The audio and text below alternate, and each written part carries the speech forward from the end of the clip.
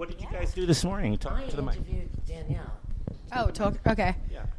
What happened this morning? She interviewed me for a magazine. It was very cool where they get actors to interview other actors. She was a great interviewer. Are you? Covered all bases. I don't know. It's hard to know. I don't have a clue. This morning was a very early morning, and last night was a very late night. So this isn't even your first stop. Oh, my gosh.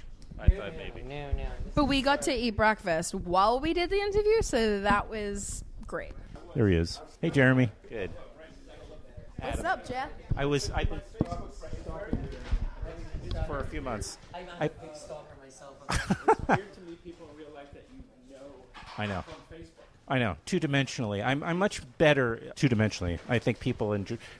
people. I'd much rather talk to you in real Okay. Me too. I'm just kidding. I was being a little self-facing or deprecating. Okay, well, I was just saying, when you're talking, we're going to share mics because it's just better. So just hold the mic, like, right there. So anyway, well, I'm thrilled to finally do this. I'm glad it worked out. Okay, so I'll start with Jeremy, and then we'll work our way around. Hello. Hi, Geremy Jasper. I'm so hungover right now. Oh my How are gosh. you guys? I feel horrible. Let me just set it up. We're speaking with. You're going to hear a lot of background talk. That's fine. That's great. It adds a atmosphere, so it's fine. So we're talking to Geremy Jasper, the director of Patti Cakes, as well as two of the main cast members. We'll say Cathy Moriarty, who plays Nana, and Danielle McDonald, who has some role in the film. I can't really remember. I saw it so long ago. You were in the movie, though, right, Danielle? Yes. Yeah, she plays, of course, Patty Dombrowski. I got it. Which almost sounds like the name of the character in Grease, right? Right. Sandy Dombrowski. She's Sandy Dombrowski, right? See? That's, which I Okay. didn't really put together. Her last name in Greece. I didn't know that was her last name. Is it Dombrowski? It's in my head. If it's not exactly that, it's like that. And I don't think that was in the play. I think that was just the movie version. But I could be wrong. But I did grow up with that. She does not look like Adam Raging Bull. It was just on the other day, and I love Grease, and I don't know why I was watching it because I have no life, I guess. But I was like binge watching It's Complicated and Grease. I just watched It's Complicated. I loved it. I know. It's so much fun. It was just amazing, and It just makes me happy. infatuated with Meryl Streep. It did make me happy, and then it made me sad. Yeah, that's true. But I don't know. I had nothing. I don't know why. I guess I had tons to do, but it was like the 8th time I've watched it, and I just I've seen that watched movie a lot too.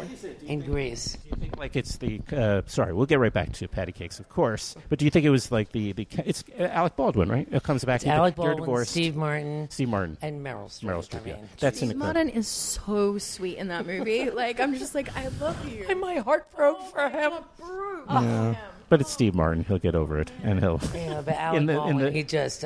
Yeah. They just killed everything, and it's so funny because I saw the movie a couple of years ago, and I was like, whatever. And now I've watched it like 8 times that I'm like kind of obsessed over it. I don't know why. It's one of those movies though that gets into your fiber, I guess, in this case, right? And then definitely, yeah, I have a million movies like that. Yeah. That the more you watch them, you pick up all this stuff, and then The Godfather was on. And I was like, oh, my God. That's always a rabbit hole. No matter where it's one of those movies which, Patti Cakes. It's the 4 o'clock in the morning that you know you should have went to sleep. Yeah. But you can't turn it off. Yeah. Sucks. Yeah. I hate it. And one day I may call on you for a favor. I know. How great, though. How great. Yeah, every bit of that. Well, we are here to talk about another great movie, Clumsy Transition. I saw Patti Cakes, actually, I was not at Sundance, but I was at New Directors, New Films. It was I think the first thing I saw. I know it was opening night film, I think, but I saw it there in a press and industry type screening. So having already heard a lot about it. And so I was really looking forward to it. And it was just like one of those films that just transports you right into the story almost from the moment go, right? And it's you place it in New Jersey, from whence you hail. That's right. Born and bred.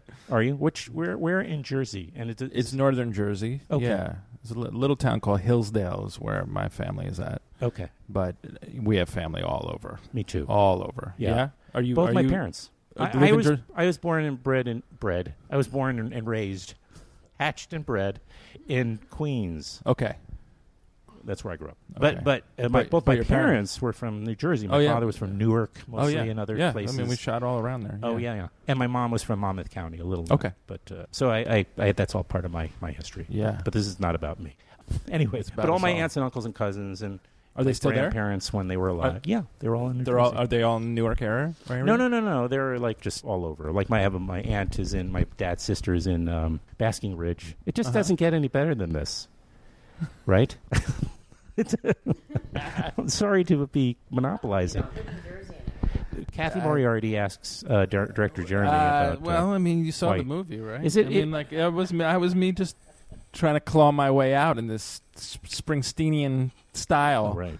Yeah. Well, New Jersey's got now the Montclair Film Festival. Which I just finished. I think we did. Yeah, we did it. You were there. It was awesome. Yeah. So it's a great festival. Yeah. And because so many people from New York City media world have moved out to either Montclair or one of those neighboring towns, and so it's like Stephen Colbert is there and all those guys. Anyway, okay. So when did you write this film? Where did I write it? No, or when? Or I wrote it. The idea sort of blossomed. I mean, I had the idea for Patti as a character, but not that I was going to write a film about her. I had the idea of Patti as a character in 2000 maybe 2001, like a long time ago, when I was 23 and living in my parents' basement. I was living a life very similar to Patti's. Right. I was like filling notebooks full of songs that no one would ever hear, and so you come from music. You have a musical background as yes, well. yeah. I was a musician for a bunch of years before getting into film. Yeah, I had a lot of ups and downs in the music industry, and just like Patti, I was living with my parents. I was working as a bartender and as a caterer, and just dying to make music and just dying to get out. Oh, so that frustration and tension, let's say, is what really keeps that movie going. Like fuels the film. Yeah. So I understand. So it's a big motivating factor. So that you kind of delivered that desire, throughout, obviously, in the character of Patti and the storyline, Yeah, yeah. So that's where I was born out of it. So I put the character of Patti away. I just thought she would be like a great rapper. I was driving around with my friend, and we were listening to Hot 97. I said, "There's going to be a girl from Jersey named Patti that will take over the rap game one day." And we laughed and we thought it was like silly, but it clicked with me. She's sort of based on all these women that I grew up with in Jersey that have like a very specific attitude that really works with hip hop. Like there's this like tough, I'm not going to take any crap, like sort of braggadocious quality, sweatsuits. My mom wears jogging suits but's never gone jogging in her life. Sure. It's like there's just. I understand. I think it's the first sign of like a clean tracksuit, or something. It's the first sign of somebody who's, not extremely athletic or something. Bridget, right? Is that the actress? Bridget Everett. Yeah. Bridget Everett, in a way, is your avatar then, in a sense, because she's already burnt, like kind of disappointed, and was also plays Patti's mom, who not only whose dreams have been kind of dashed, right, and was this very talented singer, and like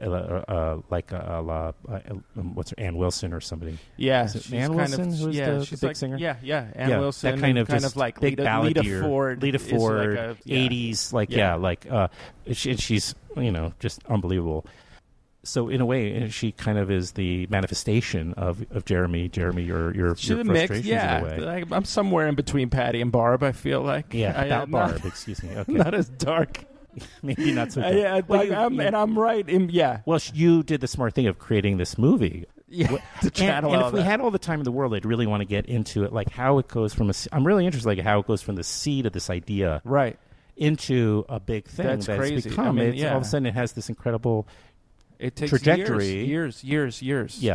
building. So I mean the understood. Hurricane Sandy happened at the end of 2012. It knocked this place out. It screwed up New Jersey, and during that time, I was listening to some Springsteen song. I can't remember which song it was, and then the idea of Patti just came back because I'd been looking for I was ready to write my first screenplay. I was just like, okay, I've been directing music videos. I've been doing all this stuff. It's time for me. I'm sick of working for other people. Like, Understood. I want to make my own thing. Yeah. And so that song kind of sent Patti back into my brain. And then I went to the guys who produced the film and who had produced Beasts of Southern Wild and like are very good friends of mine and wanted to do something together. I told them about the idea. I didn't know if they were going to go for it. Yeah. They loved it. Mm-hmm. And then that kind of got things started.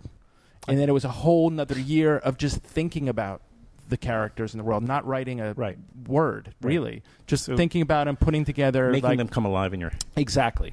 Spending time with them. And like learning how to write a screenplay, like reading screenplay books and all that. Oh, yeah. Because I didn't learn that in school. And then they called me. I had just had my son. My son was born. They called me. One of my producers called me and said, "We pitched the idea of the film to the Sundance Labs. How's your script coming?" And I said, "It's going great. It's going great. I hadn't written a word yet." Mm-hmm. And then they said, "Okay, that's awesome. Like, you have 19 days to finish this draft and submit it. Can you do that?" And I said, "Yeah, I can do that." So I wrote the first. Yeah, it's a good answer. So I wrote the first draft, which I'd been thinking about for a year, but I hadn't put anything together. I wrote the first draft in 19 days and submitted it, and that's what kind of got things. Do you think possibly if you hadn't gotten like that pressure that this could have just languished? Absolutely. That's why it took so many years, because if I don't have a deadline, then it'll just kind of I'm the same way. Pick at something forever. Yeah. I'm the same way. Yeah. So okay. Well, all right. So it's just appreciating the time frame we have. Yeah. I also want to jump ahead a little bit. So just a little bit. So that pushed us in, and then I got into the labs, and the labs is where I met Danielle. Oh, okay. So that sets that off. Okay. So you what were you doing at the labs, Danielle McDonald from Dinanda? Sorry. From down under. I always do that. It gets huge laughs. Yeah. I was like, I got that. And I don't hear it that you're not. Are you suppressing it? My still accent? A little bit. I mean, I hear it, but I wonder it's not terribly. No, I'm not suppressing it. This is just how I sound. Okay. Yeah, this is my accent now. Yeah. I mean, my words are still Australian. Yeah. Words. There you go. But I speak with an American rhythm, apparently, according to dialect coaches. That's what they tell me. I've lived in the States for 7 years. Oh, so no. Okay. That explains a lot. Yeah. Sure. So the rhythm is very American, but my words are still Aussie. So, because I mean, when I do play an American, I definitely have to put on an accent. I can feel the difference, I promise. But Geremy just kind of saw my photo. One of our producers showed him my photo, and he was like, "Yep, there's Patti." So he just like saw 5 minutes of something I'd done, called my managers, and were like, invite her, like, can she come to the labs? And I was like, what? Like, who is this guy that thinks I can be a Jersey rapper? Like, he's got it so wrong. He really did. He weirdly had this strange faith and belief in me, never having met me or seen more than 5 minutes of my acting. Yeah. And he invited me to the labs. And I guess that was kind of my audition process, really. That was, for 3.5 weeks. Yeah, I was like figuring out whether I could do this role. But that was a really important time for you, so Geremy. So it was cool that you brought me out to figure it out. And yeah, we worked really well together. We figured out Patti. I feel like so much developed in that time space, and it was really such an incredible experience. So that was kind of how it all started 3 years ago. Yeah. Well, I wasn't invited. You're busy doing. I wasn't invited, but I wish I was there. Huh? In my own way, I was there, I suppose. First of all, are you based on the East Coast? I am. You are. Or you must be given, I'm just going to guess, a fair amount, if not... offers are endless. You have no idea. Absolutely endless. I know your humor already. But I'm not saying you're like stacks and stacks of scripts sent to your way, but although you should. But I'm not stepping in it. You already have. Well, if there's injustices in this world, one of them would be, and there are, that you should have a stack of that you can reject. But what is there? Did you was this recommended to you by I don't know, like Steve or whoever? Had the fortunate opportunity of working with Geremy on a short that he did called Outlaws. Oh, the short. Okay, because by the way, we should mention that Geremy's made at least 2 shorts, as well as some videos. One short called Okay. I just looked to take a brief glance at Outlaws, and then this is his first feature, which is kind of gross. And I met him under a tent when you were directing the circus scene, which was a circus, by the way. I mean, like a real circus. And it was Mexico, and I don't know, they called me, and I decided to, to do it on a Friday and flew on a Saturday. Really? Yeah, I'm weird like that. That's good weird, though. Take all the kids with me, and that's that. But I liked this little piece, and they tell me that, he's more in the music field. Mm-hmm. His first time directing, but I was like, you know what? This is, kind of interesting, and it's 3 days, and I'd really love to just get out of here for a couple of days. And I went down, and I just met him, and I met his beautiful wife, and and I had Harvey Keitel's in it, and I've known Harvey since I'm 17. Right. Catherine Waterston, who is by far absolutely Sam's daughter. Amazing. Sam's daughter. Yeah, I know. Yes, her. yes. Yeah. And David Beckham, who's the loveliest guy. But all your casts are really weird. David Beckham. Geremy. What? I had to write this weird little thing for David Beckham. This is the first time he was going to act. It was the first time I was going to direct, and the first time he was going to act in a circus movie. Yeah, like David Beckham. And like a real circus. And it was like a real Fellini-esque Mexican circus. With David Beckham and Harvey Keitel. Which was very hard to watch. Yeah. So we met there, and just just had a connection. And he called me up one day. He goes, Cathy, can I send you this script? I want you to read it, and I want you to play Nana. And sometimes when you're aging up, and you're like, well, where's my part? Yeah, I get it. Then you get to the 75-year-old lady, and I was like, how dare they? I had the same reaction. It's so funny. Everybody asked me that question. I didn't want to ask it. And it just never dawned on me to play old. I had the same reaction, though. I went to the Maryland Film Festival. I don't go to tons, but that's a fantastic. And the first thing I saw was Barry Levinson's HBO movie about Bernie Madoff with De Niro. He's an actor that you may. I know him. Yeah, I met him a couple of times. Okay. Anyway, the point is that, and they did the same thing with Michelle Pfeiffer. They're supposed to be roughly the same age, and I'm like, how? What are you doing? I think you and Michelle Pfeiffer are about the same, maybe more or less. And I'm like, and I'm thinking, why would you give her that role and make her? But look, she did a crazy. But she had to play. She had to play young though too.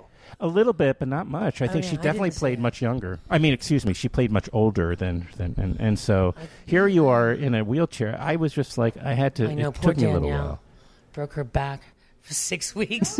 pushing you around uphill. Okay, it was a terrible wheelchair, and the wheel kept coming off. That's called acting, so yeah, but you were not hard to push around. When the wheel fell off, it wasn't acting; it was screaming. It was like in a cemetery, going uphill, and the wheel fell off.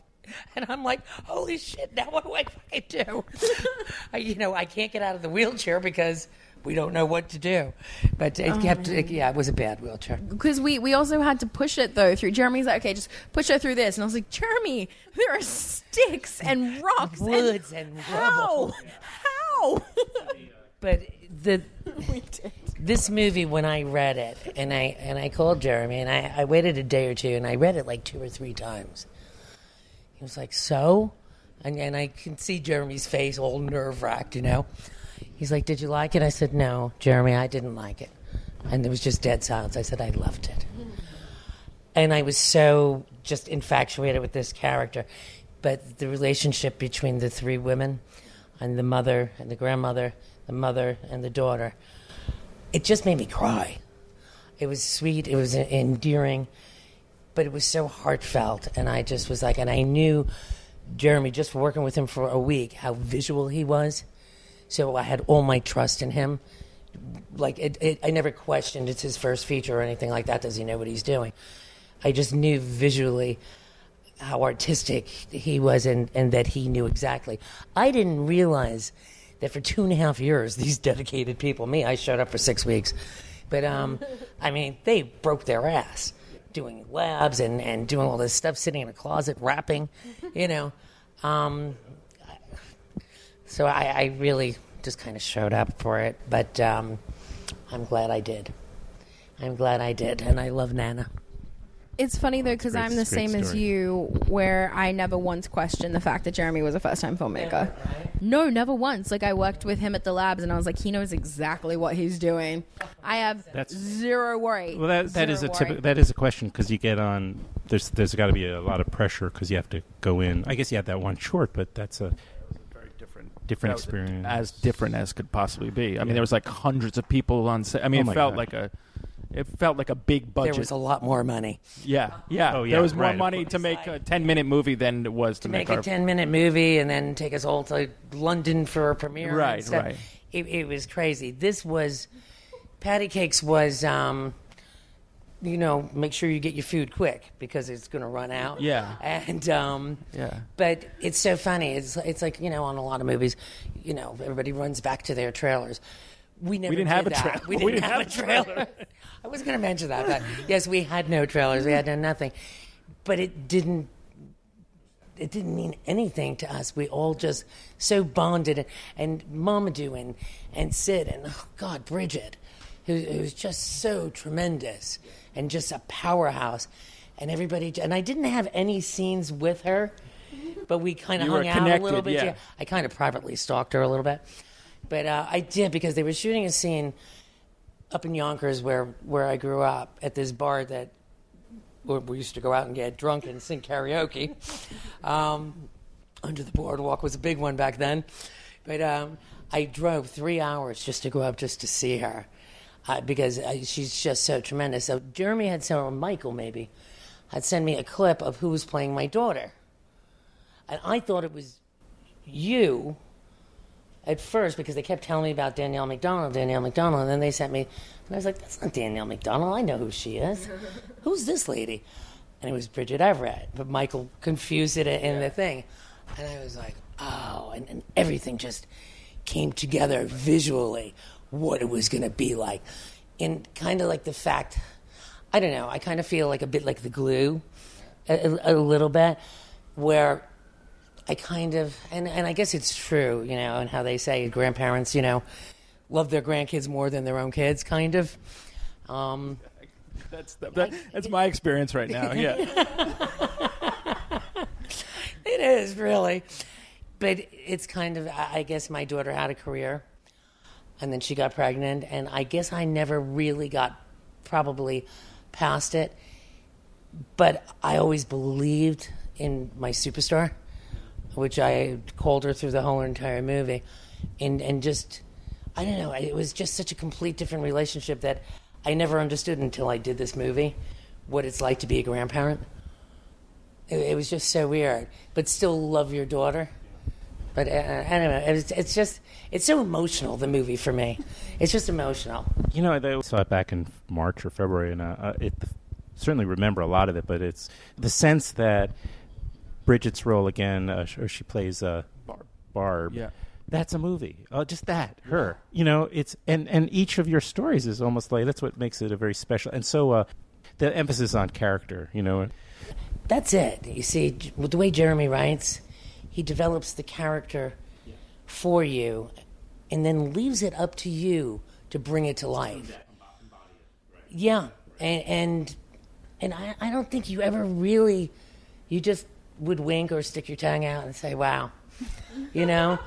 I don't know. It's just nobody ever said anything. It's like we all knew what we were doing for some reason, in a weird way. Everybody was like on their own direction, but the characters were so well written because you're a tremendous writer.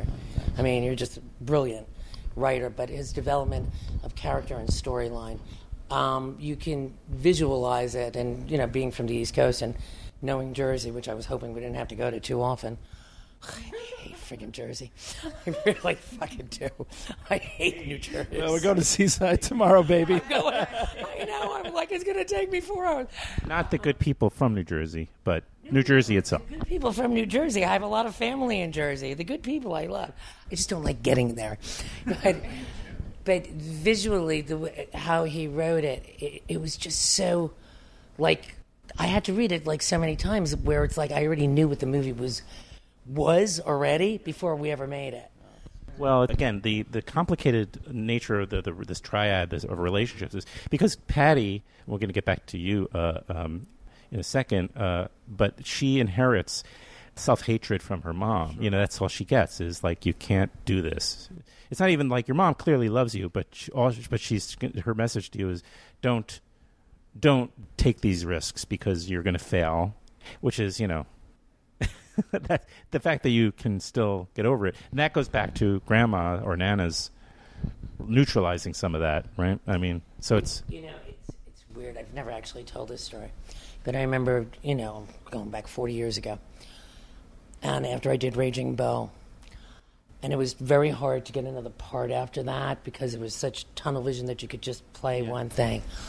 And I won't say who, but I remember a family member saying, why don't you just go and be a secretary? And I was so deflated. And that's the one thing that I always kept in my mind with this movie, that Barb failed. So she loves her daughter, doesn't want her to fail. But I don't think she wanted to see her succeed either because it was too scary for her. But ultimately, sorry to interrupt you, Cathy, but ultimately it's also a catharsis for the mother. You know, it's like she's allowed to forgive herself. She's allowed to forgive herself for all that, for her own failure. When she sees Patti perform, it's like a burden removed from her, and, you know. Exactly. And so, even though it was the hardest thing for her to do was to get to that club, where I don't want to spoil the ending, but it's really not so much about that as it is just, again, the relationships in the movie, and I can't spoil that because that's just something people have to see for themselves. But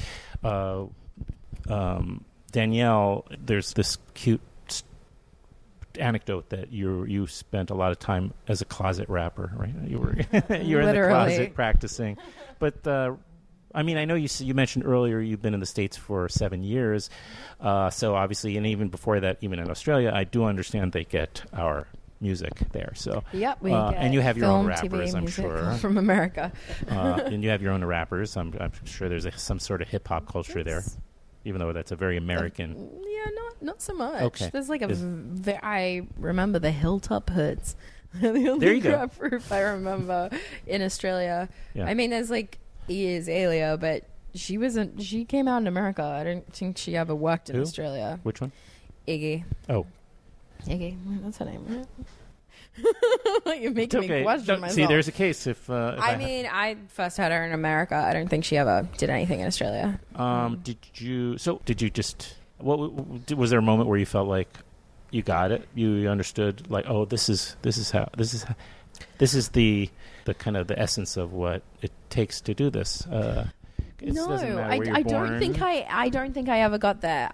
In a you can't say that. It's not the answer I'm looking for. Sure, change that. No. It's it was interesting because it was like a constant struggle to kind of just feel confident with it.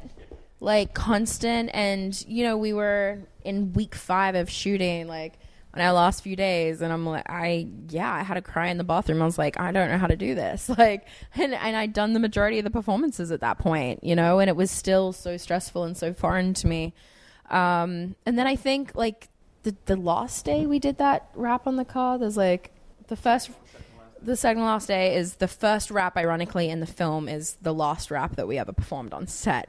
And that one, by the time we got there, I was like, okay, I feel comfortable, at least with it, for the first time. And I was like, of course, this is the last rap that we're doing. Yeah. And I'm now just starting to feel comfortable with it. And even then, like, only felt comfortable with it because I feel like we had that one for the longest amount of time. Like, Sid and I had worked on that one maybe for like a month or something, so we knew it at that point. But the other ones, you know, we were doing really last minute. Jeremy was changing them the night before. He'd be writing on set. He's like, just try this line instead. Let's change that. And I'd be like, how is she going to remember this? It was really difficult, and it was hard, but it was also exciting, and that's how we worked. Yeah, I think that I never really thought about this, but I think the sort of anxiety that seeing if Danielle could pull off these rap scenes gave those scenes like some heat and some tension that if she could just do that stuff in her sleep, you wouldn't really feel it. But like I can feel you struggling to get through it, and like it makes those scenes feel alive in a way. And we did many takes, and some of them we didn't. Some of them we had 2 takes to do it. You know, right. So. Someone yesterday said to me, like, there's this rap battle scene, and there's this moment where I like take a breath before I go into it, and someone was like, "Oh, I love that moment." I was like, "Yeah, that was real." I was like taking a breath and being like, "Okay, you got this." But luckily, I think because Patti and I are so different, like we really are complete opposites. Like it was a challenge to find Patti, but ironically enough, when we're on set, when she's feeling nervous before performing, I'm feeling 10 times more nervous than she is. So I was able to definitely use that in a positive way, which was fun. It was fun. I don't know. It was definitely, yeah, it was real. Lots of energy. You nailed it. You're unique, you were eclectic, and you just knew it was real every single minute. And I think that anxiety in you was that struggle was what made your character so believable, where it's like, I gotta get this, and it just became part of your character. It was beautiful to see. Well, Patti Cakes is premiering theatrically in New York, and I'm going to guess Los Angeles, and how many other cities? Five cities? I'll have all this information, of course, on my website, links to everything. But it's opening here to New York and L.A. Same day and date, right? Same day? Okay. Yep. New York and Los Angeles on August 18th, right? Yep. Thanks to Fox Searchlight, and stars Danielle McDonald and Cathy Moriarty, and it's like going to be insulting no matter. I'm going to leave people out. Bridget Everett. Bridget Everett, who is, by the way, a friend of mine, my friend Jonathan Lisecki's film, Gaby. She's very funny. Has a small part in that. But she's... anyway, continue. Oh, yeah. And Mamadou Ache. Mm-hmm. And Siddharth Dhananjay. And MC Light. And Big Body Bess. And Sa. It's a very large Jewish cast. It's a big Jewish cast. It's a large Jewish cast. Exactly. I don't know what else to say except for thank you guys so much for coming down here. Thank you. And doing this with me. It's like and meeting you, Cathy, is a thrill. Seriously, because I legend was one of those movies that when you're kind of a young man and you're just sort of discovering cinema, you're no longer going to see bed knobs and broomstick. Yeah. Totally. My dad used to take me to screenings and to premieres because and one of them just happened to be this movie, Raging Bull, and it's like, oh my God, and that's my introduction. Of course, many of everybody's introduction to Cathy, who's had this stellar career. But oh my God, that's a separate whole podcast. But and then I worked at Sony Music for many years. I'm only mentioning because it was around the corner from the Friars Club, and one day there was a party, and I was invited to it this little scrawny guy comes over with this mug, and he's like talking to me, and I'm like, and somebody comes over, he goes, "You know who that is, right?" I'm like, "No." He goes, "It's Jake LaMotta." No way! Wow. So I had an opportunity. I got to meet him. Anyway, thank you guys. Thank you. Tremendous. Thank you. You're lovely. Thank you very much.